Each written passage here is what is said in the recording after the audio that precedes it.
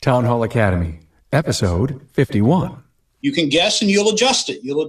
And then you can guess the next month and it gets better and better. But you can put together a plan on where all the dollars are going to go, what you're going to take in, and you follow the plan. And when you have that, your odds of being successful go way, way, way up. I agree 100%.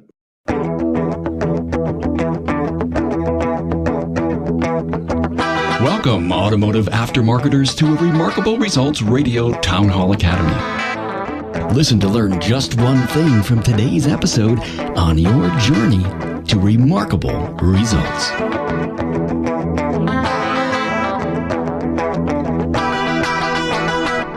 Welcome, automotive aftermarket professionals, to the Town Hall Academy, episode 51. And we're focused on first moves when opening a new shop. Carm Capriato here, your host, along with Bambi Crozier, Peter Rudloff, Tom Ham, and Rick White. This episode is supported by Jasper Engines and Transmissions. Thanks, Jasper. Performance and reliability. Now, that's what Jasper's remanufactured diesel engines provide mile after mile. Their running complete engines are dynamometer tested with horsepower and torque ratings recorded. There's a nationwide warranty included, too. Talk about dependable service. Thanks, Jasper, for bringing these lessons to aftermarket professionals.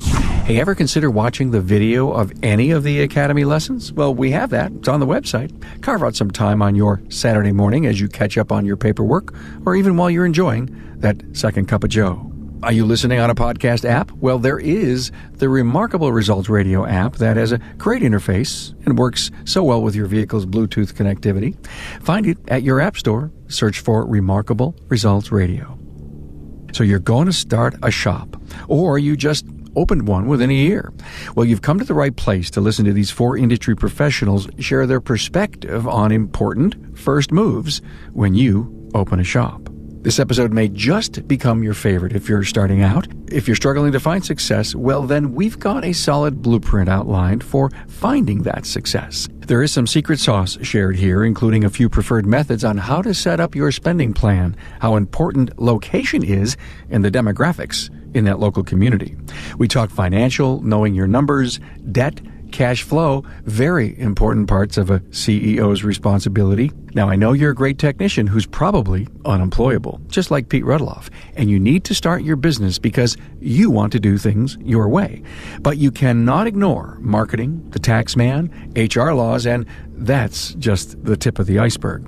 This panel does a great job explaining the challenges you'll need to deal with so you can find your success sooner rather than later. It's a slow process, but it shouldn't last years.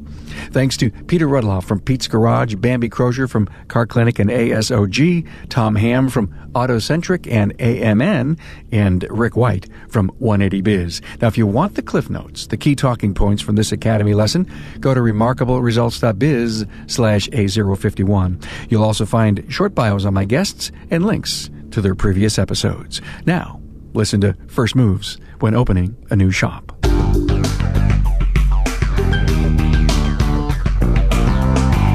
So first moves when opening a new shop. I know that many of the people that are going to appreciate this episode with our guests are going to they're opening a shop. It's opened.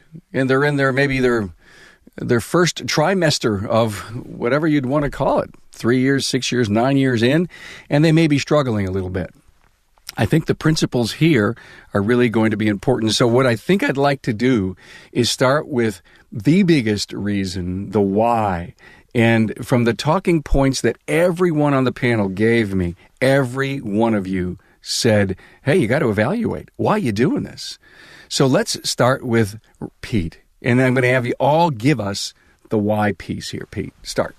Cool. Well, so you got to figure out, why are you opening up a shop? Is it monetary gain? Or in my case, it was because I wasn't employable, right? So I was too much of a hard head to work for somebody else. So I had to start my own place and do my own thing. Figure out, does it make sense? Can you afford to open up a shop?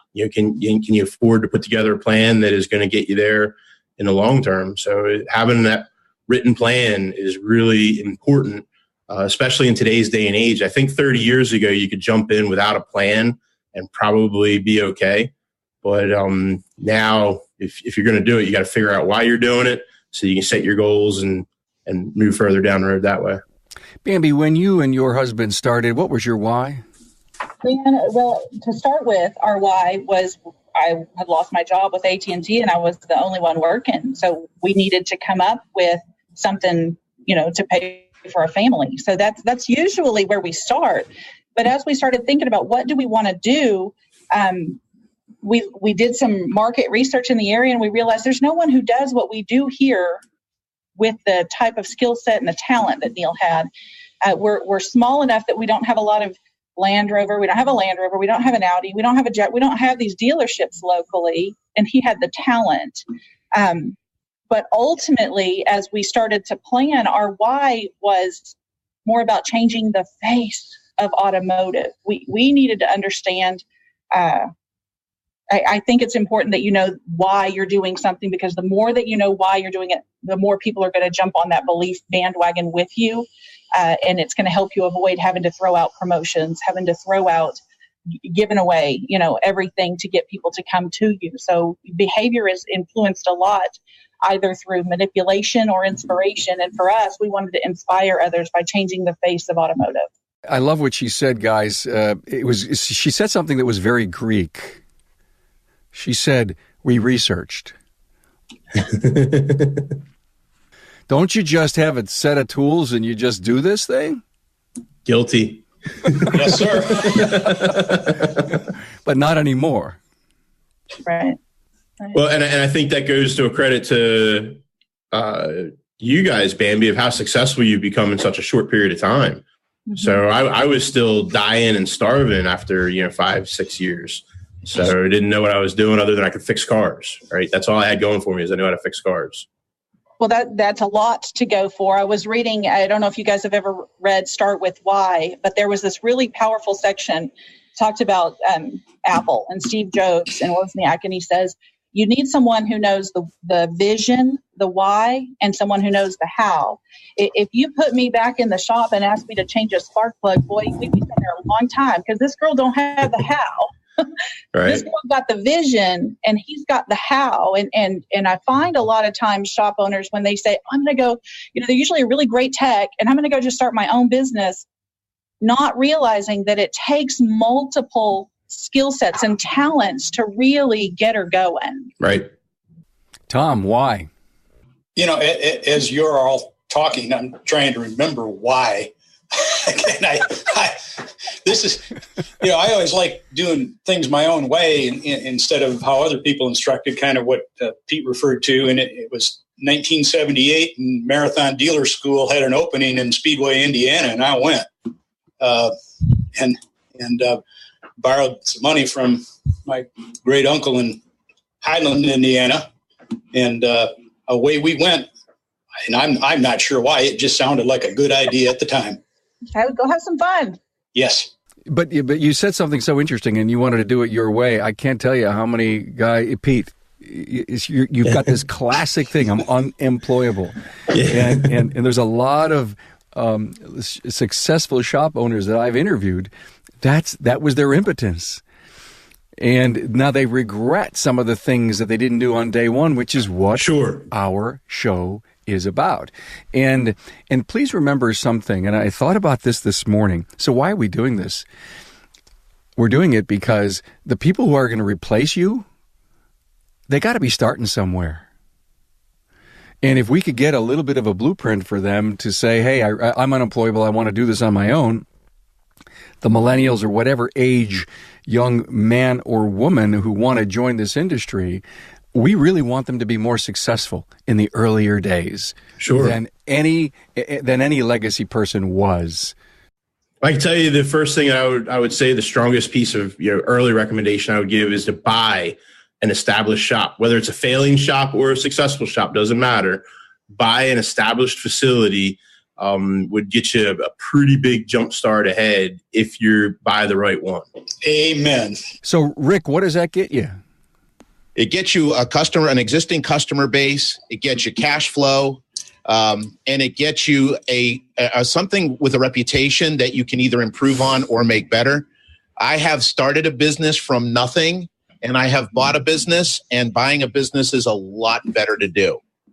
But you want to be careful. Like when I bought my business, I was working at a Shell station running the garage, the the owner of the Shell station had a microwave. I had what do you call them? Pacemaker. And if he walked by a microwave, he'd start doing this. So he couldn't go near cars. And what happened was I would go in one day and he's like, I'm going to shut this down and make it a Dunkin' Donuts. No, I'm going to make the garage work. No, I'm just going to shut it down and sell it. So there was no stability there for me. And that's when I realized I'm working for a jerk. So what I did was I bought a shop and I went to work for a lunatic because I had no clue what I was doing. And the days, a lot of times we have technicians that are getting into their own businesses, sometimes to get away from something, but without a clear direction of where they want to go. And today you have to have a clear direction of where you want to go and the why, because the why, that's the fuel that's going to drive you to get there. That, you're going to have a plan. That's your vehicle. Your why is the fuel that's going to get you there. Because you're going to hit challenges, you're going to hit obstacles, you're going to get bored doing what you're doing, and if your why isn't powerful enough, you're not going to have the energy to be successful. Okay, your customer's engine or transmission has failed, but now is not the time for them to trade their vehicle. Not without a working engine or transmission. Besides, would they have kept their vehicle another 3 to 5 years if their engine or transmission had not let them down? Well, if you answered yes, then Jasper Engines and Transmissions is your choice to give your customer's vehicle new life and many thousands of miles of enjoyable driving performance. When considering the high cost of a new or newer used vehicle, there's a pretty good case to be made for your customers to replace a drivetrain component that has failed or is delivering poor performance, rather than trading their car, truck, van, or SUV. Install a quality remanufactured Jasper product for less than your customer would have to invest in a different vehicle. Go to jasperengines.com to learn more about the money-saving value of Jasper.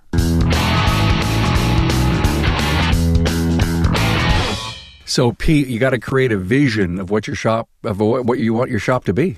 Yeah, you got to decide what you want your reputation to be, what type of garage you want to have, how you want the workflow to be, your ideal customer, client communication, how you're going to afford it. There's so many different things that you need to do. What are you going to do for advertising? Are you going to go in with a partnership? Are you going to be the local fix-it shop, or are you going to concentrate on maintenance? Do you want your cars that are coming into your bays to be cars that are less than 100,000 miles on them, or do you want cars with 250,000 miles on them? There's so many different ways to run a successful auto shop. You got to decide which one that you want to be. That way, because you can't do all of them, right? You can't be the everything to everybody. You got to figure that out and figure out what you want to be. That way you can focus on that and do just that. Rick, I guess you got to be willing to give up something. Absolutely you do, because you're not going to be able to keep doing what you've been doing and then take on a shop, right? It's like having a second family. You've got to understand, for me to be successful, look, I love the psychology of success. To be successful, I need to be hungry. I need to have the energy to do the stuff, and I need to be resourceful. There's going to be a lot of people that are going to say no to you. And you got to just understand that that's their no, not yours. You just got to find someone else. People say, I don't have enough money, or I don't have enough cars, or I don't have enough customers. And that's what they call a lack of resources, but it's really not. It's a lack of resourcefulness. What could you be doing differently to get more cars, to get more customers, to get the help that you want? I mean, let's face it, everybody here, I'm sure, will agree, getting help now is a lot different than it was even 5 years ago. You've got to get crazy creative to get people to get you, to come to work with you today. And it's just a matter of resourcefulness. I have a shop in a city of 100,000 people say there's no good techs. That's ridiculous. Absolutely ridiculous. It's a terrible story. So you've got to be able to give something up. You've got to be creative. You've got to work hard. I mean, how many of us have spent the whole night at a shop working on a car at some point? I have. Just to make sure it got done. Yep. No way. Haven't done that in a long time, mind you. Oh, I haven't either. Ultimately, with anybody opening a business, auto repair shop fits in there too. It's the independence factor. It's almost the American phenomena of everybody wants to do things their own way.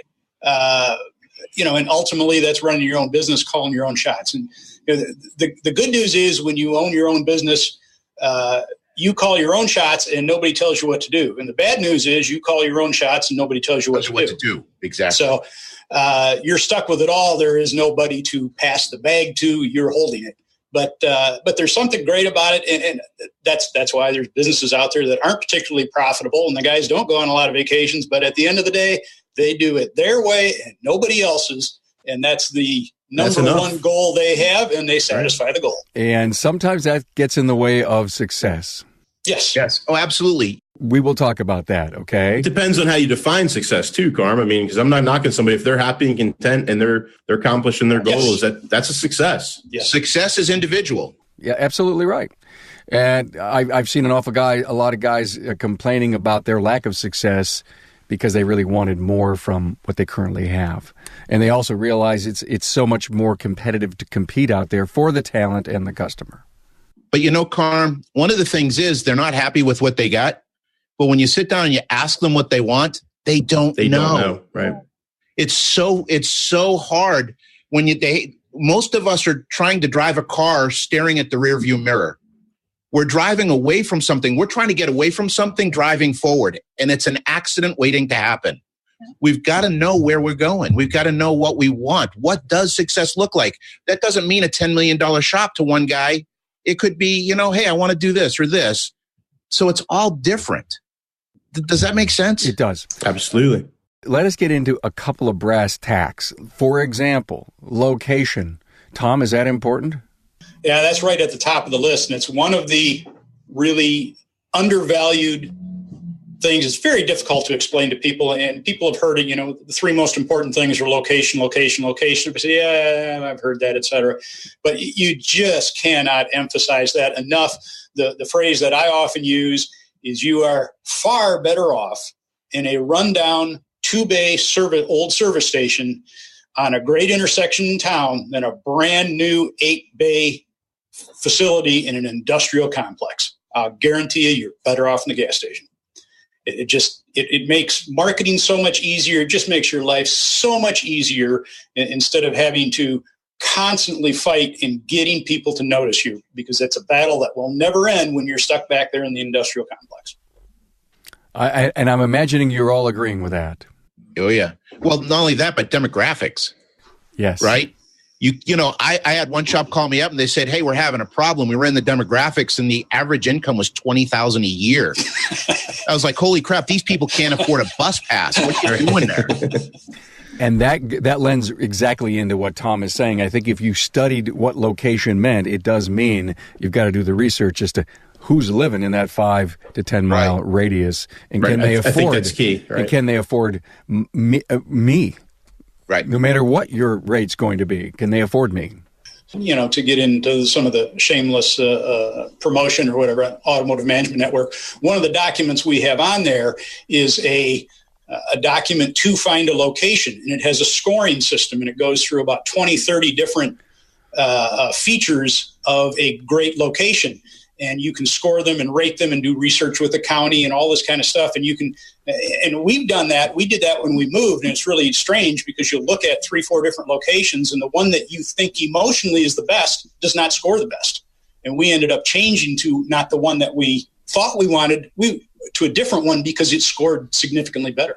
Well, thank you for the resources that are on the Automotive Management Network. Tom's got one heck of a site, 12,000 members, so much there. And I love your surveys. Love your surveys. Financial, it's not important, is it? You do. And you got to take care of it, man. I have my toolbox. I found a decent place. I'm in business. So rule number 1 is you never have enough money. That's just rule number 1 for running an auto repair shop, is you never have enough money. You got to make sure that you invest carefully. Don't just go out and buy a $40,000 aligner because you got approved for it. Make sure that it's going to make you the money that makes sense for you. money. You got to make as much money as you can, Carm. I can't overstate that enough. Okay, let's talk about money. A lot of times you'll go to a business seminar and they'll say you need to have so many months of cash. So I don't think having 20 or 30 grand in the bank is enough. I think you need to have a significant amount of money sitting in the bank for if something goes wrong. You mean I just can't make it every day and put it away?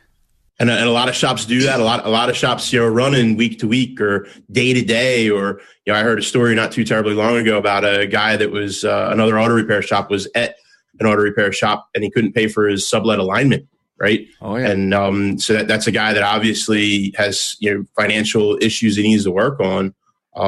That's not a good position to be in from a mental health standpoint.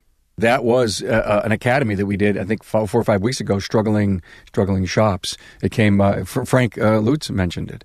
And those are warning signs, Tom? The more cash you have, the better. I mean, kind of state the obvious. But if somebody has their head on straight and they put a good plan together and they're really committed to it, they can start pretty skinny. They just have to be very careful. The biggest key is a plan, what you would call a spending plan. Instead of using the term budget, I like spending plan, one of those Dave Ramsey things, because every dollar that you take in, you're going to spend. You may spend it on yourself. You may spend it on a IRA, but you're going to spend it on something. And you can put together, some people say, well, how can I project how much I'm going to take in, et cetera, et cetera. You can guess and you'll adjust it. And then you can guess the next month and it gets better and better. But you can put together a plan on where all the dollars are going to go, what you're going to take in, and you follow the plan. And when you have that, your odds of being successful go way, way, way up. I agree 100%. This is one of the most important tools anyone can have, in my opinion. You got to be able to write it down, do some math. I love what you said, Tom, spending plan versus budgeting. You have to worry about a debt plan too, right, Tom? Oh, yeah. Debt is, I'm showing my Dave Ramsey stuff here. The people that know me from 20 years ago on IATN, I still get emails from shop owners that say, I used to argue with you back then, and then I did it, and pretty cool, it works. And that's just getting rid of all the debt and starting out with as little as possible. And whatever debt you do have, make a plan to pay it off aggressively. But debt is the number one killer of businesses. Large, small, and everything else, debt kills them. And whether it's a small repair shop or it's General Motors, who the government has to come in and save. Debt is what kills them. Right. And for those that are starting out, I love what you said. It doesn't take a lot of money to start out. Most technicians, the biggest expense they have is the tools that they already own to get started. But I find, and even listening and talking with other shop owners, is a lot of them don't know what a P&L is. A lot of them don't know what QuickBooks are. And that was my second thing, is a P&L and QuickBooks. You've got to know what's coming in. You've got to know what's going out. As soon as you put a sign up, people think that you're the wealthiest thing alive and they're calling. And you need to buy this and you need to advertise here and these posters and this school and this and that and this and the police association. It's crazy. Right. So you're exactly right. If you don't have a debt plan, if you don't have that, you're going to be in trouble. Yeah, it's amazing. 5 little $20 gifts to someone because you're the new dog on the street is $100, and 10 of those in a row, you can't meet payroll. Yeah, oh, absolutely.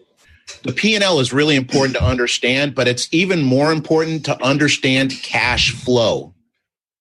You got to understand that you don't make money, you manage money in a business. You're there on a valve and you're turning that valve open and closed to keep cash flow king, because that's what's going to keep the company alive. What I've recommended to a number of people, that the accounting statements, the QuickBooks, the accountants, the P&L, that whole thing, it just glazes a lot of people over. And then they can spend several hours, have somebody explain it to them. And at the end of it, they go, I have no idea what I just saw. And what we started doing on our own, because that's myself to some extent, what I tell people to do, create your own P&L. It's not an official one. It's not going to have any official purpose, but it's just that sheet of paper that Carm held up, money coming in, money going out, where I understand plus and minus, and I understand basic third grade math, and I can see money going in and money going out. It's not rocket science, and I'm not going to worry about depreciation and all that stuff. Somebody else will worry about that. But That really helps on a weekly, month-to-month basis if you can just see the simplicity of just simple math. So I looked at my budget. I'm sitting here figuring out what I need on day one to open my shop, and accountant or bookkeeper wasn't in the plan. It was one of the ones I knocked out because I really want to do this. And I love what you just said, Tom. Don't dismiss the extreme value in at least some form of plus side, minus side. You know, I got $5,000 coming in and I got $5,500 I'm going to spend. I have a $500 problem. And you can do that on the sheet of paper you brought up. Whereas on a P&L, it's not that easy to see. No, unless you understand them and so on. Right. So you start out simple and kind of learn it as you go. I know one thing.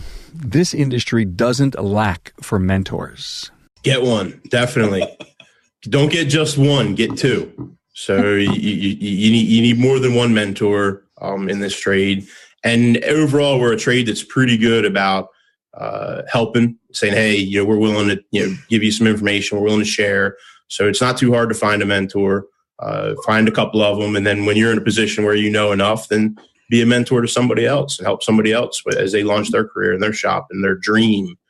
So here I am starting out. I have a little bundle of cash, a passion, and a vision to do this. I found a location, and I just don't know what's around the next corner. The mentor is really, really going to be almost a savior in the beginning. And I love what you said, Pete. One person will give you their passion, their perspective. Find a few. Right. Bambi, right off of your Facebook, shop owners group. Guarantee you there's mentors willing to help as I've actually seen it happen. Absolutely. And training, you need two types of training. What I've learned is you need your business training. So you're going into business, but also a lot of these guys I see do not invest in training for the technician side too. So you need two types of training. It's really quick with how fast our cars are changing and computer technology changes. If we don't keep up on the technical side as well as running the business side, it's a danger. So training is definitely my third thing too. What you will see is with shop owners, especially the more successful ones, been around for a while. You get the same story over and over again. And the thing that saved the shop, or the thing that took the shop from just kind of dribbling along to massively successful, is almost always, I got involved with a coach. I got involved with a consultant. I got involved with Rick. I got involved with a peer group. Peer group is one of my favorite things. And peer groups can be done on a massively expensive scale where you're spending, 5 figures a year. Or a peer group can be half a dozen shops in the 5 counties around yourself. But the peer groups, I really love the peer groups because you get the different perspective and you come across an issue and you say, what am I going to do? And you got 4 or 5 people telling you, well, here's what I did. And it's just invaluable to have that regular meeting of those guys to know what to do and hear what they're doing and the struggles and so on and so forth. Carm, I'd add that once you do get yourself some mentors, remember, you don't need to do every single thing they say, right? So you need to take the philosophies and experiences they've had and blend them into what works for you and what your philosophy is and to how you see your vision of being successful. I mean, any good mentor doesn't expect you to follow to the letter what they say. They want to share their experience and say, here's what worked for me. Maybe something along this lines will work for you. So you don't feel like you got to be painted into, I have to do it their way. We're a highly independent field, right? Auto repair shop owners, we're incredibly independent, if nothing else. And so it's important that we keep our own brand and our own way of doing things to some degree, but enhance it through a mentor. You said it, Pete. You said independence. We're very independent. Sometimes we're stubborn. Sometimes the pride gets in the way, so we won't ask for help because, typical technicians, they don't ask for help. I got this. And sooner or later, they're gone. They're out. I mean, especially, the money they've spent and lost on a business. So I guess the encouraging word here from the, successful people is put the pride. If you're going to make a big step, raise your hand and say, oh, by the way, I also need a ton of help. Sure, right, and it's all about making everybody better together. I think some shop owners and probably other businesses as well, not just auto shops, but are afraid to share because they don't want people to find out, oh, this guy doesn't know something, or they're afraid that I may say something and help my quote unquote competition. And I think it's important to remember that in our trade, there really isn't such thing as competition. Me and Tom could park shops right across the street from one another, and I can pretty much guarantee you that we're not going to share clients because we both have our own flavor and our own way of doing things. And I need like 0.00001% of the population in my area to come to my shop to be successful. So that leaves 99.00009 or whatever percent of the rest of the population for everybody else. So there's one thing that I learned at one time on the competition, somebody pointed out to me, and it really helped understand that, is the competition is not the other shops around you. The competition is the customer. And what I mean by that is it's not a finite pie that we're trying to get. On how good we are determines whether a customer gets the transmission service or doesn't get the transmission service. Right. So the competition is getting them to actually do all the things that they should do. And there's massively more potential out there than our capacity even has. Rick, I need to ask you this question. We talk about this a lot, what Pete just brought up. There's no competition. These guys, it's BS. I hear this all the time on Carm's show from everybody he has on. We shouldn't be competing with each other. We've done shows on this. And I also learned many years ago that many of people's problems are not the outside world that they blame. It's really the inside world. Right. Do you agree with that? I agree 100%. And I wanted to say something to Pete about a mentor. Be careful who you pick. Just because they've been in the industry a long time doesn't qualify them as a mentor. You want to make sure that they have the right mindset, that they're positive thinking, that they have what you want. You want to model what they're doing so that you can get where they got faster. That's a really good point. It's really important. Longevity is not a qualifier for a mentor. Yeah, well, I think what you're saying is that there's got to be a personality match. You got to like the person, and you've got to admire what they've done and figure you can get a piece of that. Well, it helps. But what I'm talking about is if I have a guy down the street that's been there 30 years, but he thinks the industry is horrible, he wishes he never did it, I don't think I want to spend a lot of time with that guy. I would say that's a warning sign. Absolutely right. So that's what I mean by that. Your mentor should align with your why. Their why should be similar to yours, because then you're going to want to implement a lot of what they say. So when you're interviewing or talking with potential coaches, you need to be asking specific questions to make sure. And I love that document that Dutch, provided, but you need to make sure that their foundation is similar. Otherwise, you're going to find yourself butting heads, and it's not going to work.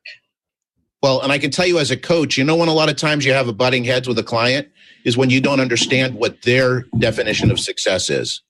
Because then I'm coaching them on what my definition is, and I'm doomed to fail every time. Okay, so you see there's a conflict. How do you help resolve it? What questions do you ask of your client to help define success? Well, we ask them, one of the first questions I ask them, hey, when you started your business, what was your dream? What did it look like? And they usually don't know. In fact, it's really important. And this is why the destination is so important. I had one shop I was talking to. He didn't have a goal. And I finally, after multiple times asking, been in business 4 years, he said, my goal was to pay my bills. And here he is 4 years later. And the only people happy with his business were his vendors. He hated the business. He wasn't making any money. He wasn't having fun. And let's face it, we can have fun at work. Absolutely. Right? That's what it's all about. Heck, I'm with the people at work more than I am with my family. I got to make sure it's a fun environment. I've got to make sure, everything's going on. Success is 85% psychological. It's in 6 inches of real estate, 7 for some of us. But it's really right there. And I love the psychology. That's why I spend so much time on it.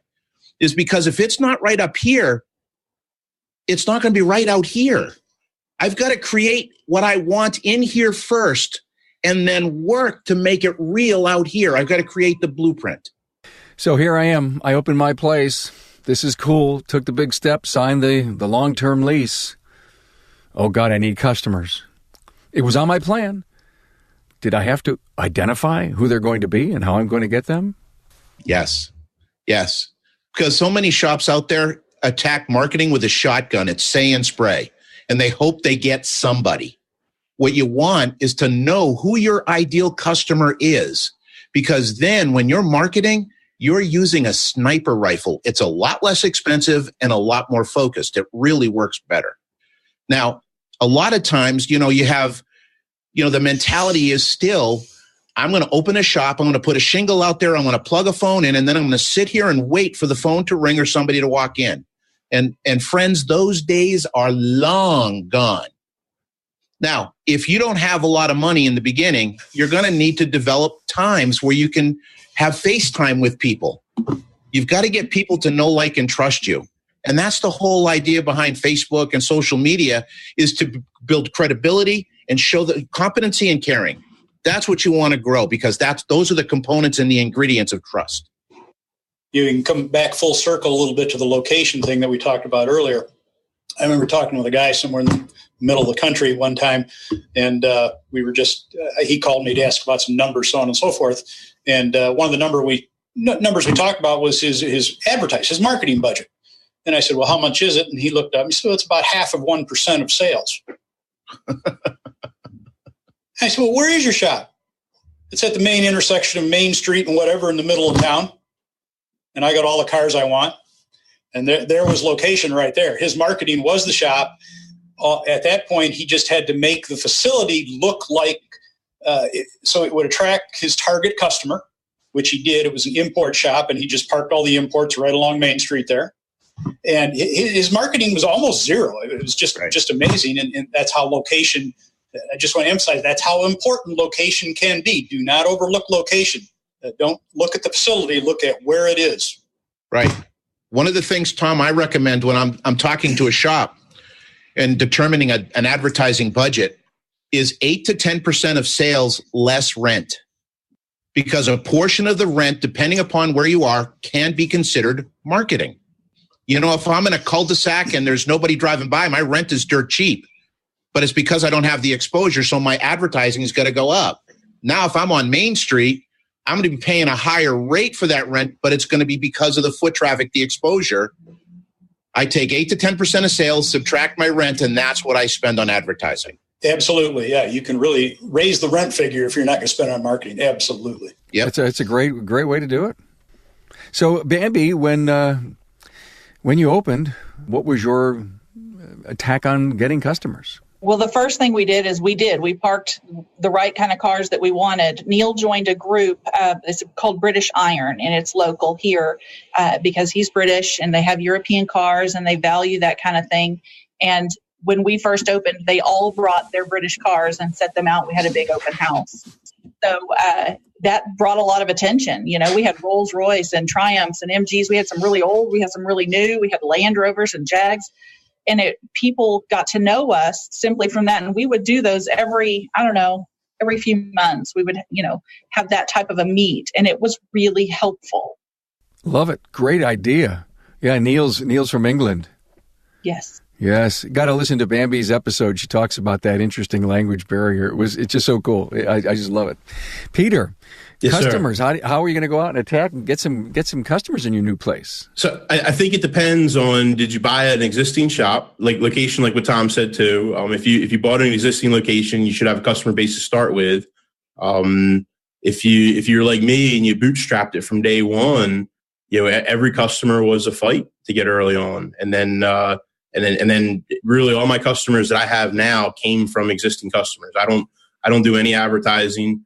All of my advertising now since like 2011 is just doing really good work and then asking my clients, hey, if you had somebody, send them my way. And that keeps us, booked out a week and a half, 2 weeks out. I don't think that's a viable way to start. If you're starting from zero as a shop, I think you need to advertise. You need to start bringing bodies in. Even bringing the wrong kind of client in initially is okay if you're just getting off the ground and just getting started, because you need that cash flow. You need to be bringing some money through the shop. You need to learn how to take the clients who aren't your ideal clients and figure out who they know that are your ideal clients, right? And then so you kind of ladder up and work to a better overall client base. And I think eventually you get to a point, I know at least for my shop, we've gotten to a point where we don't advertise and we're not on Main Street. You can't find my shop unless you have a very detailed map. So, and even then you might be right next to our shop and not know it. Yeah, on the marketing and location, so on and so forth. Another option, it's the way that I started, and when I get together with a bunch of guys around my generation, I'll find out that half of them started this way too, where we started with service stations.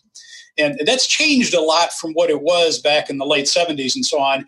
But there's still areas of the country where the full service station still exists. And if you're thinking of starting a shop, don't write that off as, I don't want to get involved in the gas station. You got to keep in mind there's a whole bunch of people are going to drive right up to your door every day. Right. And you can interact with those people and talk about a marketing opportunity. So it is a possibility. It's something to look at. You will learn about cash flow very quickly, though. Because gasoline's expensive and you go through it real fast. So, but great opportunity in some areas to start with a service station. And some guys have had service stations many years and they're very profitable. Anybody ever just walk in one day and say, hey, what do you do here? I've had more than a couple people that have walked into my shop looking for other places and go, I didn't even know there was an auto shop here. All right. Now, is that a warning sign? Maybe. I just tell them we're Delaware's best kept secret. Carm, the reality is people have a herd mentality. I remember one time I had a person call up with a check engine light issue, and I got him. I asked him all the questions. We got an appointment set, and he goes, "Okay, where are you?" And the name of the shop was Tremont Street Garage. And he says, "I'm guessing you're on Tremont Street." And I said, "Yes." I said, "Good guess." I said, "I'm between the fire station and the car wash." And he goes, "No, you're not." And I laughed and I said, "Look, you're coming down this way here, go by the fire station, pull in the next driveway, and unless we have a Wizard of Oz win tonight, I promise we'll be here tomorrow." And he came in the next day laughing and smiling and apologizing. He says, "I never saw you here." Now, keep in mind, we changed our signs twice, painted the building once, added flower gardens, and he never saw us. So, I mean, the reality is, I say that people, a business owner has four primary responsibilities to his business. The first is he has to create and protect his brand. It's how it feels to do business with you. And you've got to get it so that no matter who the customer deals with, it feels the same way all the time. The second you have to do is you got to generate awareness of your business. See, to the business owner, your business is your life. But to everybody else, I guarantee you, they don't know about you. You've got to generate massive awareness. The third thing, to Bambi's point, you got to grow your staff. It's got to be it's core to your success is growing your staff. I had a shop owner once go, "I don't want to train him, he'll leave." And I said, "What happens if he stays?" Right? So, and then the last thing is the shop owner's got to set the pace of the business. And PACE is an acronym. It stands for purpose and passion. It stands for activity and attitude. It stands for commitment and caring and expectation and energy. Those are the jobs of a business owner. Hey, if anyone wants any more energy from Rick, go to the site, type in Rick White, and listen to his episode because if you need another dose or a continuing dose, it was really a well done episode, Rick. Thank you, and thanks for coming on all the academies. Oh, my pleasure. Name of the shop? You mentioned Tremont Street. Tremont Street. Tremont. Was that a good name? It was a great name. Now, it was funny because originally the name was Rick White's Tremont Street Garage. And when I incorporated, I started out as a DBA. And when I went to incorporate, I actually took my name off of the shop. And I just felt like when I go to sell it, I didn't want my name on it. And I felt like it made it more saleable. Okay. Pete, what's the name of yours? Pete's Garage, man. Love it, huh? Yes. Yeah, so I didn't put a whole lot of thought or time into it. When I started my business, I was working full-time as a technician. And the local auto parts chain that I was dealing with, they said, "Oh, we're going to start you an account, Pete, because you're doing enough volume with us." And So they started an account, and in the account they put Pete's Garage. And so then when it came time for me to do all my tax paperwork and stuff like that, my accountant informed me, oh, well, you need to incorporate and all this other stuff. So what do you want to call the name? I was like, well, Pete's Garage works. So we became Pete's Garage Incorporated. So really super complicated, right? You know what? I love it. The purest sense of who does it and what you do. Right.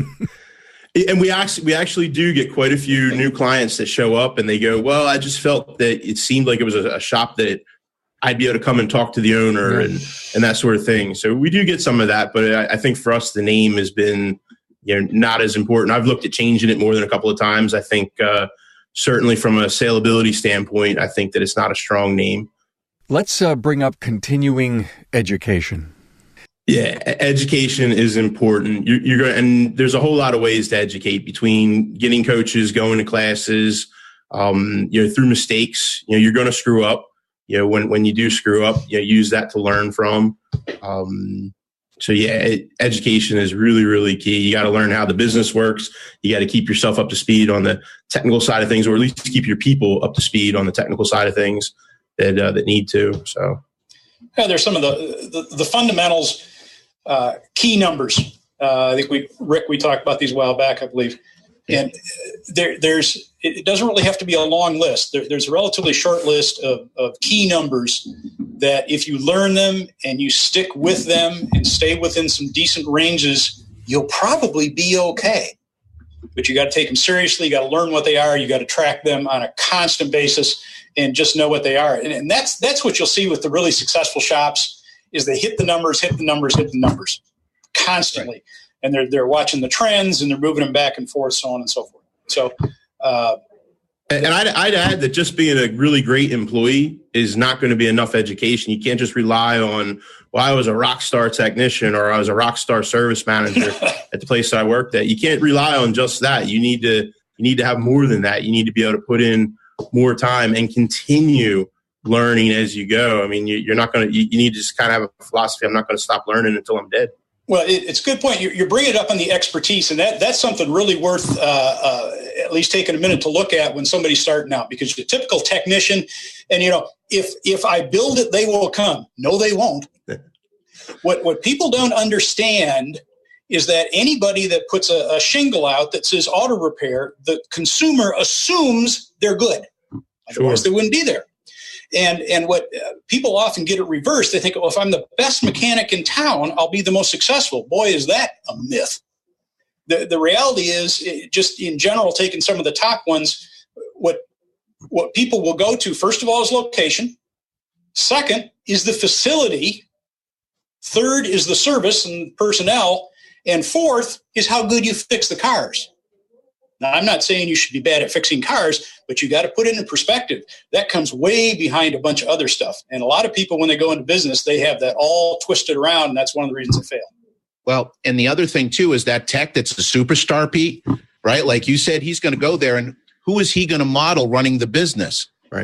That would be the boss. And, then it's a hope and a prayer that the guy had an idea of what he was doing, which honestly, not many do. I mean, there's a lot that don't. Right. And if we're into this, I think one of the other things that I would really caution people on is first, know your number. Know your number. If you add your expenses to what you need a month, along with a little cushion to begin with, and then divide that by your gross profit, it's going to give you a break even for the month. Now break it down by the day and even the hour. And that's your number every day. And please, if you're listening to this and you're going to start a business, don't go in there thinking, I'll just undercut all the competition. Because guess what? You might make a couple of bucks on the repair, but what if it comes back? I had a shop recently just call me up. They had a problem with a car. The guy had it fixed. It broke down in Ohio. This shop's in New York. And he ended up writing a check for $1,000 rental bill. And he was not happy about that. He didn't have the cash flow. He didn't have you need to build that stuff in. Know the value you bring to your customers from the get-go so that you can charge an appropriate amount and be fair. I'm so glad you brought that up, that key in the door number. Yes. Because there aren't enough people that when they put their key in the door, they know what they need to make to break even today. Now, yeah, we've done so many episodes coaching and the numbers and spreadsheets. You know, if you're just starting, it's probably not in the cards. But that simple equation, I appreciate you bringing that up. And also, we were talking training. And it's so important, technician training, service advisor training, and who knows at what level you're going to be able to hire or have additional people, but CEO training. And I love to call owners CEOs today because we're the new profession. We're just not a trade anymore. You know, a quote from Bob Greenwood. And I love the fact that we're here talking about teaching people how to run a better business. And thank you for all that. Hit the wall, Pete. It's going to happen. Really? So, yeah, it happens to everybody. You're going to hit a wall at some point in time. You're going to think that, oh, my God, this is horrible. You've made some horrible mistake, or a car got crashed, or one of your employees set a car on fire, or the numbers aren't good enough. How are we going to pay rent this month? There's going to be a rough period of time that happens. And it's probably going to happen more than once. There's going to be ups and downs as you go through. You got to mentally be prepared for that wall when it gets there so that it doesn't break you, because the wall is surmountable. You can get over it. You can get past it. You can move on and be really successful. Usually what happens for me when the last time I hit a wall is I wasn't paying close enough attention, right? So I didn't have my hand on the tiller well enough, and didn't account for things, and the market changed before I was ready for it, and I didn't expect it, and it caught me off guard, and I had to work through it, right? So when you do hit the wall, you just got to not give up, I guess. You have to sit down and figure it through, put together a plan, get your goals in order. That was the other thing for me then when I hit a wall was my goals. I had goals laid out that were contrary to each other, and you can't have goals that are contrary to each other. You got to lay them out in a way that this is my goals. My short-term goals help my midterm goals. My midterm goals are working towards my long-term goals. And you got to make sure you keep that accountability to yourself. Anybody else on Hit the Wall? It is going to happen. In fact, there's I don't know if any of you have ever watched it on YouTube. You can see it. Have you ever heard of Randy Pausch? He was a Carnegie Mellon professor, and he was diagnosed with pancreatic cancer. And he has a video called The Last Lecture. And he talks about the wall. Everybody hits a wall, and the wall's not there to stop us. It's there to test us. You've got to know what you're doing. You got to believe in what you're doing. You got to believe in why you're doing it. And you got to believe in the value that you're bringing, that what you're providing for your service. I have clients, and I've talked about this. I believe that what we do is a ministry to our community. It's something that can be that. It can be a crusade. For Bambi, I know for you are so hopped up on making the industry better, and I think it's amazing what you're doing, but it's a crusade for you. And when we have a crusade, people can feel that. But you've got to believe in yourself and what you're doing. That will get you through the wall. I love when I hear the word value yourself. That's critical.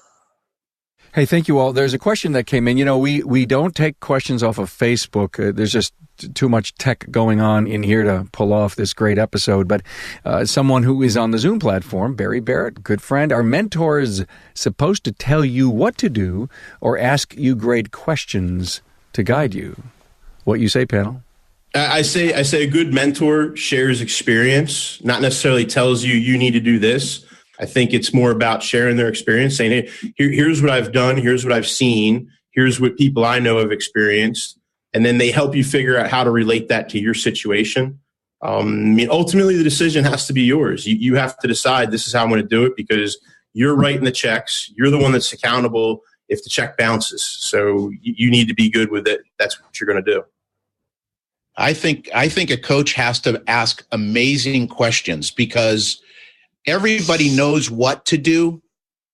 You got to tap them into it and help them overcome the fear, right? It's about giving them the confidence that they can do it. I've got to raise my labor rate, but I can't. Yeah, you can. Let's talk about that. Why don't you think you can? And then just go through it.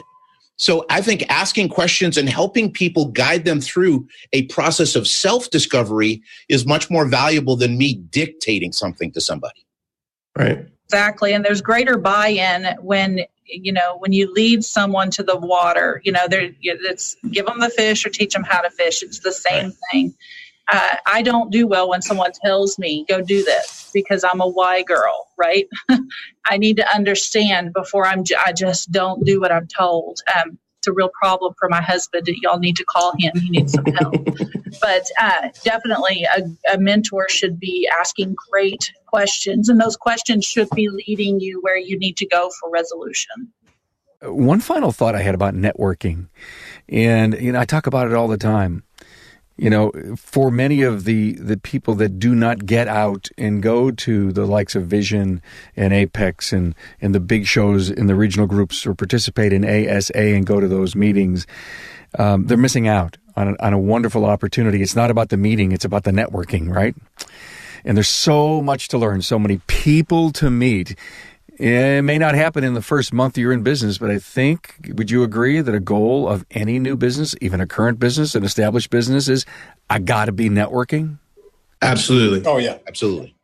But here's the thing. There's 3 levels of relationship, right?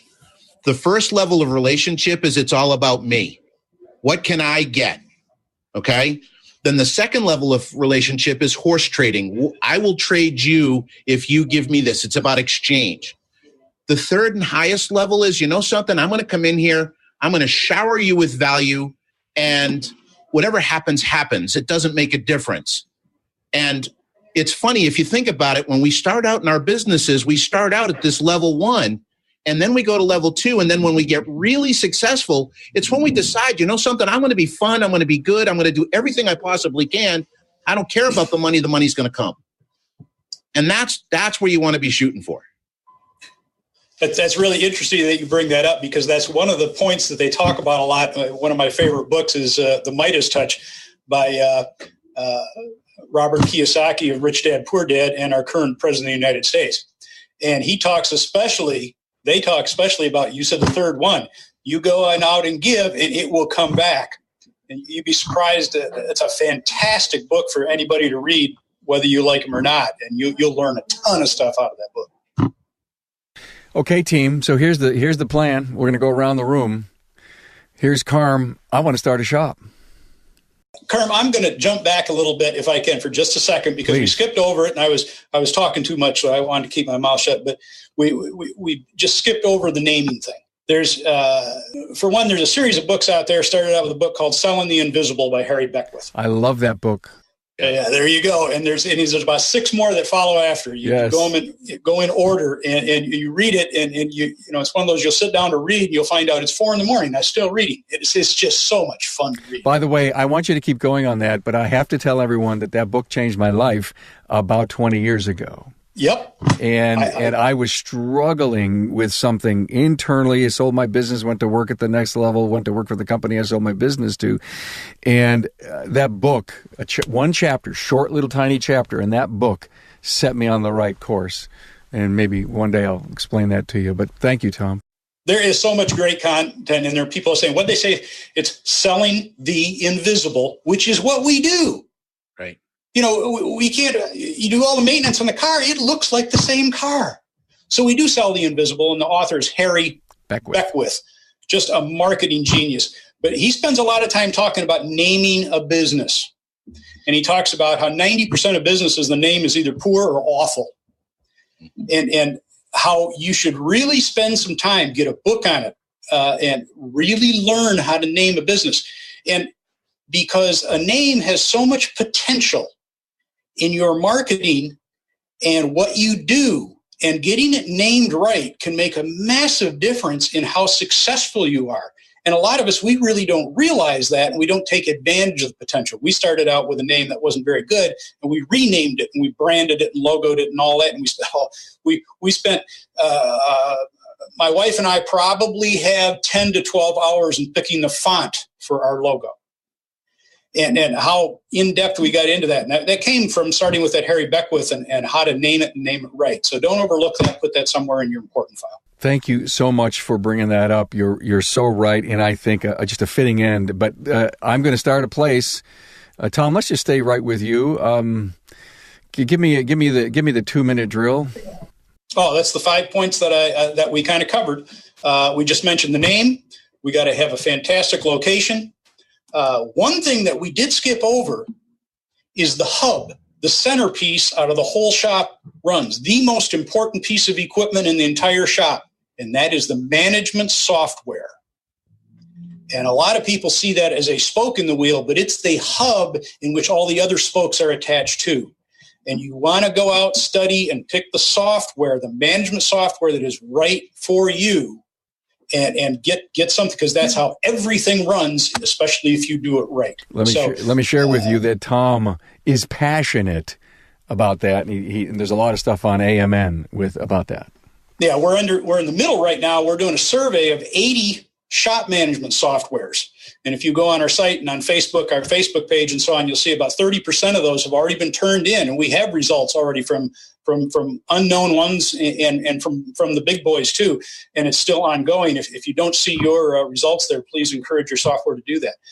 Software, we talked about the finance, and we talked about peer group coach management. So those 5 things, if you're on those 5, you build a strong foundation where you can launch, and at least you'll be going along. You're not going to go broke right out of the way if you get those fairly straight off.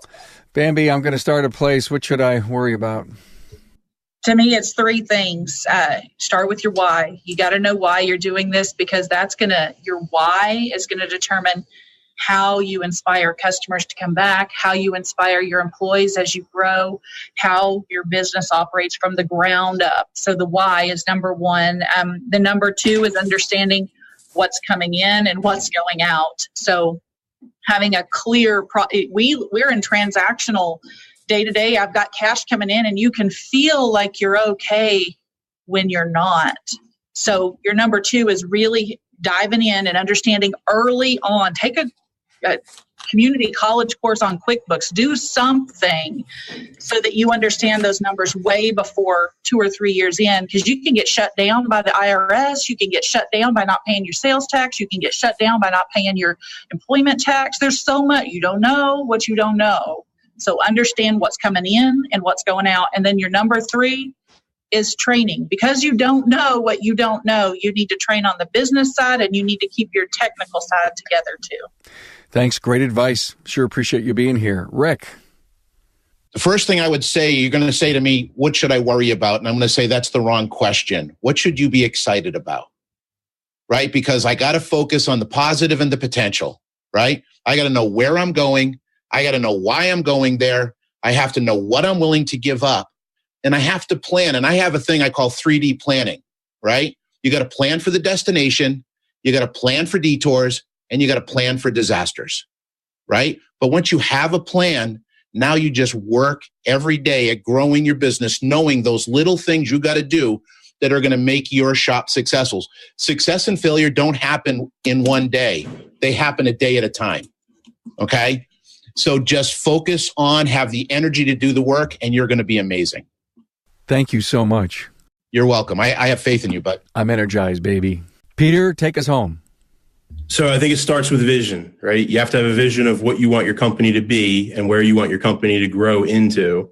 And then you got to back that up with goals. You got to write down goals for the company, goals for yourself. You got to make sure that the goals of your company are not contrary to your personal goals, because if they are, you got a problem to figure out. I think you need to make sure that you're prepared for hitting the wall. Save as much money as you can. Don't take on debt that doesn't make sense. Try to be as debt-free as possible. I think it's a very important key to being successful. Probably the number 1 thing that cemented my success early on as a technician and then as a shop owner was having a really good inspection philosophy on every car that came through. We look every car over really, really thoroughly. We don't miss a single thing on any car that comes through. I think that helped us create a reputation of, we have customers that use other shops during the year to get their oil changes and stuff done. And then they drop their car off once a year to me and say, Pete, look, I got $3,500. I need you to just go over the car top to bottom and take care of whatever it needs because I've just been getting oil changes done elsewhere. So having a really good inspection process, a written inspection process is important. Putting your goals on paper, I think, is really important. If your goals aren't written down, they're not true. Because if you try to keep them in your head, you're going to lie to yourself. You're going to go, well, yeah, I kind of meant this when it's not. You put your goals on paper, review them regularly, adjust them as you need to, and that's fine. But have them written down and then give back when you're able to. I think that's really the keys to being successful and have fun, man. I'm in year 19 and I still am excited to go to work every day. You're a child. Yeah, right. Just a baby. Tom, how many years you been at it? Oh, we started pumping gas in 1969. All right, that's just a few. You win. You win. Hey, listen, thank you all for being here. Bambi Crozier, Peter Rudloff, Tom Ham, and Rick White. Great first moves when opening a new shop, and we went beyond that. So as we always do with these academies, man, these are great, perfect little audio textbooks for anyone. So thank you all. Have a great weekend. Fun hanging with you guys. Take care. Thanks for the invite. Enjoyed it. Thanks for being on board to listen and learn from the premier Automotive Aftermarket podcast. Until next time,